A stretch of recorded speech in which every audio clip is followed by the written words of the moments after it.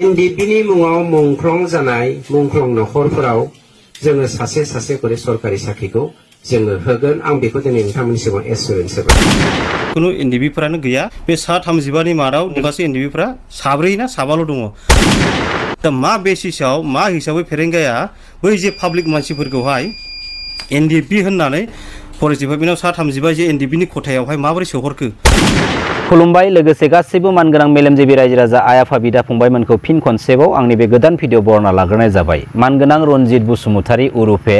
फेरेंगा बसुमतारी बिथाङा बिटिसि नि दा समनि फरेस्ट डिपार्टमेन्टनि इएम बावैसो सान सिगाङावहाय मानगोनां रनजित बसुमतारी बिथांनि डिपार्टमेन्टनि आन्डाराव ग्रेड 3 लेभेलनि फरेस्ट 1 लेभेलनि बा भिसिडिसि सेक्रेटारिनि माखासे रिक्रुटमेन्टफोरनि एपइन्टमेन्टफोरखौ राननाय जों नुनो मोन्दोंमोन दा एपइन्टमेन्टखौ होखांनायनि अखानायैनो स्केम जानायनि बा जाख्ल'नायनि माखासे अजद दैखांनाय माखासे भिडिअसफोर बा बाथ्रा फोसावनाय माखासे नुथायफोरखौ जोङो नुनो मोन्दोंमोन दा दिनैयो मानगोनां प्रमद बर' बिथांनि दैदेननाय इउपिपिएल पार्टीनि जा बिटिसि काउन्सिल गभर्नमेन्ट दिनैयो मानगोनां प्रमद बर' बिथांनि दैदेननाय बिटिसि काउन्सिल गभर्नमेन्टनि समाव गोबां रोखोमनि जाथावथारै स्केम जालांनाय बा स्केमनि माने अभियोग लाबोनाय माखासे नुथायफोरखौ जोङो नुनो मोन्दोंमोन दा बे बिथिंखौ जों जुदि बुंनो थाङोब्ला मानगोनां प्रमद बर' बिथांनि बिटिसि काउन्सिल गभर्नमेन्ट दैदेननायनि समाव बेफोरबायदि स्केम खालामनाय जाख्ल'नायनि माखासे नुथायफोरखौ जों एक्चुअली नुनो मोनथावनामोन जेराव दिनैयो मानगोनां प्रमद बर' बिथाङा गावनो गावनि खुगाजों बुंबोबाय थादों आनखि दिनैसिमबो बुंगासिनो दं जे परिबर्तन शान्ति गोजोन गायसननो थाखाय लोगोसे जाख्ल'नाय गैयै लोगोसे आरोबाव मानगोनां एनडिपि ब्रादार्समोननि माखासे मुंफोरखौ लानानै मुंख्लं जालांनाय एनडिपि फेमिलिफोरनो साख्रि होगोननि बाथ्रा 330 जन फरेस्ट गार्ड आरो 84 जन फरेस्ट गार्ड 1 एपइन्टमेन्ट दियार कारणे आमार फरेस्ट डिपार्टमेन्टर পৰা এটা প্ৰগ্ৰাম আয়োজন কৰিছে जोंनाव फैसा बिबाय 8 लाख बे फैसाथ' जोंहा गैया मा खालामनो मालायहा होलांबाय 8 लाख मानिया बे सारा दाना होनबाय बियो प्रमद सारनावसो सोंनांसिगोन नोंनिया बिदिबालायसो जाबावबाय आंखौ होमबा प्रमद साराबो लिंक दंफायो नामा थाखा लानायावलाय जेराव दिनै फरेस्ट डिपार्टमेन्टनि एपइन्टमेन्ट लेटार होखांनायनि उनावहाय जाख्ल'नायनि अजद दैखांनाय माखासे नुथायफोरखौ जों नुनो मोन्दों आरो बेनि सायाव कमप्लेन खालामनाय माखासे नुथायखौबो जों नुनो मोन्दों दा जाखिनि सुबुंफोरनो एपइन्टमेन्ट लेटारखौ हरबाय बै गासै सुबुंफोरनिफ्राय साफायाव जुदि 8 लाख रां खरै लानानै एपइन्टमेन्ट लेटारखौ जुदि होनाय जामारदोंमोनब्ला बा जुदि होनाय जादोंब्ला साफायाव जुदि 8 लाख रां खरै जुदि लानानै थारैनो जुदि एपइन्टमेन्ट होमारदोंब्ला अब्ला बेसेबां कौटि रांनि दिनैयो स्केम जानानै थांखो मानगोनां रायजो राजा नोंथांमोनानो दिनै केलकुलेसन खालामनानै हिसाब खालामनानै नायदो दिनै मानगोनां प्रमद बर' बिथांनि गभर्नमेन्ट दैदेननायनि समावहाय खनले जाख्ल'नायनि अजद दिखांजानायखौ माबोरैहाय नुनो मोनबाय थाखो बे बाथ्राखौ जों जुदि स्पेसियेलि सावरायनो थाङोब्ला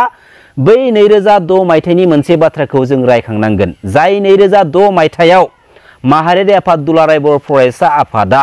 जोंनि बर' हारिनि इयुन जेनेरेसनखौ सानहरनानै जोंनि बर' हारिनि इयुन जेनेरेसनफोरनि सोलोंथाइनि माखासे नोजोरथिखौ गोख्रों नोजोरथि मोनसे सिरियास साबजेक्ट महर लानानै एडुकेशन क्वालिटिनि बाथ्राखौ गोख्रोङै एवारनेस खालामबोदोंमोन राइट टु क्वालिटी अफ एडुकेशननि बाथ्राखौ लानानै गोख्रोङै एवारनेस खालामबोदोंमोन बै 2006 मायथाइनिफ्राय दुलाराय बर' फरायसा आफादा जेब्ला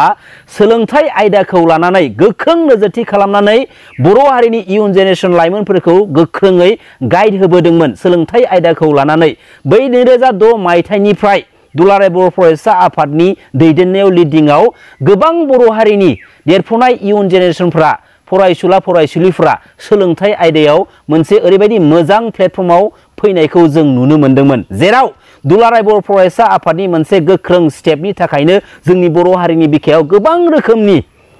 matric pass HS pass BA pass MA pass post graduate available जाबाय दा दिनै जोंनि बर' माहारिनि बिखायाव मेट्रिक पासा एभेलेबेल एचएस पासा एभेलेबेल आनखि ग्रेजुएशन खालामनानै थानाय बर' लाइमोन सेंग्रा सिख्लाफ्रा ओरैनो गोग्लैसोना थानायखौ जों नुनो मोन्दों बेफोर गासैबो दुलाराय बर' फरायसा आफादनि मोनसे गोख्रों स्टेप लानायनि थाखाय साक्सेसफुल जादोंमोन। दिनैयो मानगोनां प्रमद बर' बिथांनि गभर्नमेन्टनि समाव मोनफ्रोमबो डिपार्टमेन्टनि आयदायाव साख्रि थिसननायनि बेलाखौ लानानै दिनैयो जाख्ल'नायनि अजद दिखांनायखौ जिहेतु जों नुनो मोनगासिनो दङ। दिनैयो मोनसे पस्टनि एगेन्स्टआव 8 लाख रांनिफ्राय लानानै 15 लाख रांसिम रां लानाय रां बिनायनि माखासे अजद दिखांनाय जों नुनो मोनदों। जुदि रां होनानै जुदि एपइन्टमेन्ट मोनोबा बा साख्रिखौ जुदि मोननो हायोब्ला अब्ला बे एडुकेशन क्वालिटीनि मिनिंआ बहा थाखो, राइट टू क्वालिटी अफ एडुकेशननि मिनिंआ बहा थाखो। एडुकेशन क्वालिटीनि बेसेनखौनो दिनैयो ओइलाम खालामबाय। जुदि एडुकेशन क्वालिटीनि बेसेनखौ जुदि लाखिनायमोनब्ला बै माखासे एडुकेटेड लाइमोन सेंग्रा सिख्लाफ्रा गावसोरनि गावबा गावनि रोंगौथिजों बे इन्टारभिउखौ पास खालामनानै साख्रिखौ मोननो हागौमोन। नाथाय मा खालामनो मानगोनां रायजो राजा नोंथांमोन, दुखु गोनांनि बाथ्रा। दिनैयो जायनि न'खरा सोरबा लिडारनि सामसागिरि, दिनै जायनि न'खराव लिडार दङ बै लिडारनि न'खरनि मेम्बार्सफ्रा साख्रि मोननाय, बै लिडारनि सामसागिरिफ्रा साख्रि मोननाय, कुनु मोनसे एडुकेशन क्वालिटीनि बेसेनखौनो दोननाय जोङो नुनो मोनदिया। दिनै आं मोनसे सोंथि खालामगोन, दिनैयो मोनफ्रोमबो डिपार्टमेन्टनि आन्डाराव जिहेतु जाख्ल'नायनि अजद दिखांनाय माखासे नुथायफोरखौ जोङो नुनो मोनगासिनो दङ। बेफोरबायदि माखासे नुथायफोरखौ नुनानैब्लाबो आरो बेफोरबायदि माखासे जालांनाय जाथायफोरा जुदि थारैनो सैथोमारब्ला बेनि सायाव माहारियारि आफाद दुलाराय बर' फरायसा आफादनि गोख्रों दैदेनगिरिफ्रा मानो इनक्वायरि खालामनाय, मानो गोख्रों मोनसे स्टेपजों मानो नायबिजिराखै। दिनै मोनसे गोख्रों स्टेप लानायनि गेजेरजों माहारियारि आफाद दुलाराय बर' फरायसा आफादा दिनै नायबिजिरनांगौ। दिनै मानि थाखाय सिरि थादों? दिनै माहारियारि आफाद बायदि मोनसे थासे थानानैब्लाबो दिनैयो जोंनि बे बिटिसि काउन्सिल गभर्नमेन्ट दैदेननायनि समाव माखासे साख्रिफोरखौ लानानै मानो बेले बेजे जाख्ल'नायनि अजद दिखांबाय थानायखौ जोङो नुनो मोनखो। जोंनि बर' माहारिनि साफ्रोमबो मानगोनां रायजो राजा आइ आफा बिदा फंबायमोननिसिम मोनसे गोसोखांथि बाथ्राखौ आङो बे भिडिअनि गेजेरजों फोरमायहरनो नाजागोन। बे थांनाय 2020 मायथाइयाव बर' हारिनि माहारियारि आफाद दुलाराय बर' फरायसा आफादा मानगोनां प्रमद बर' बिथांनि पलिटिकेल सापर्टिं रलाव थानानै अर्थात इउपिपिएल पार्टीनि पलिटिकेल सापर्टिं रलाव थानानै एस ए मरेल साबजेक्ट थांनाय 2020 मायथाइयाव इउपिपिएलखौ अपेनलि पलिटिकेलि सापर्ट खालामनाय माखासे नुथायखौ जों नुनो मोनदों, नङा होमबा? दा दिनै मोनसे हारिनि मोनसे माहारिनि माहारियारि आफाद बायदिया मायबा मोनसे पलिटिकेल पार्टीखौ पलिटिकेलि सापर्ट खालामनानैब्लाबो बै पलिटिकेल पार्टीया मोनसे माहारियारि आफादनि हेफाजाब मोनसे मोननानैब्लाबो थांनाय 2020 मायथाइयाव बेसेबां सीट मोनदों? अनलि 12थाल', गासै मोन 12थाल' सीटखौ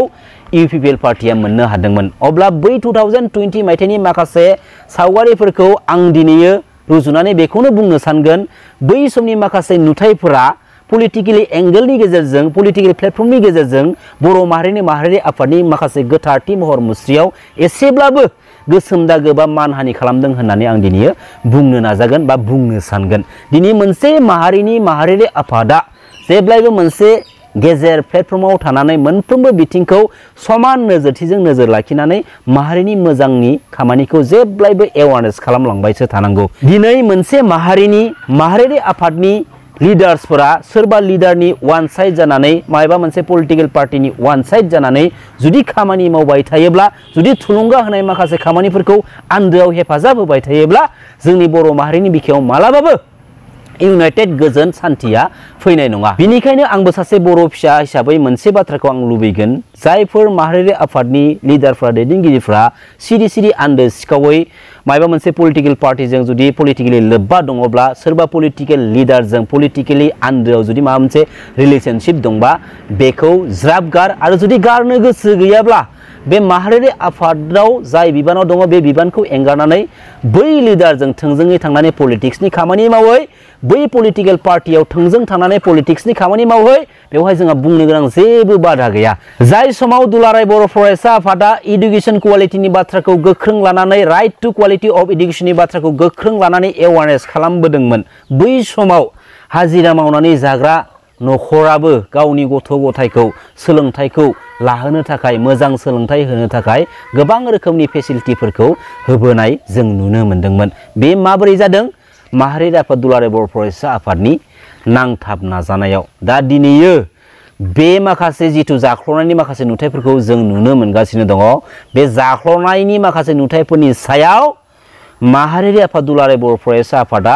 गोख्रों नायबिजिरनानै गोख्रों एक्शन लानायजों लोगोसे बे जाख्ल'नायनि माखासे षड़यन्त्रनि माखासे गुबुंले आबहावाफोरखौ मोनसे डिसिप्लिन सिडुलथियाव लाबोनो नाजानांगौ। बेखिनि बाथ्राखौ आं गुरुयै बे भिडिअनि गेजेरजों खावलायहरनानै आंनि बे बिबुंथिखौ बेखिनियाव फोजोबनाय जाबाय। गोजोन्थों, खुलुमबाय। जय बर' हारिनि, जय बर' बिमानि।